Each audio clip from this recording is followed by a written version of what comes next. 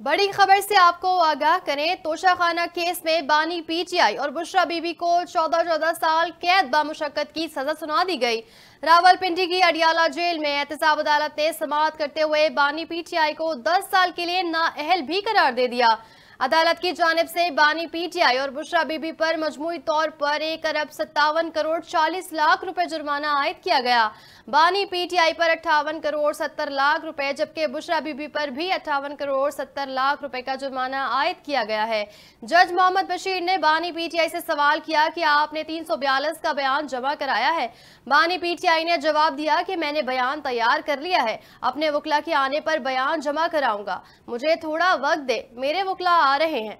बानी पीटीआई ने सजा सुनाए जाने के बाद जज से कहा कि आपको इतनी जल्दी क्यों है, मेरे साथ धोखा हुआ है, मुझे तो सिर्फ हाजिरी के लिए बुलाया गया था। जेल हुक्काम ने अदालत को आगाह किया कि बानी पीटीआई कमरा अदालत में वापस आने के लिए तैयार नहीं।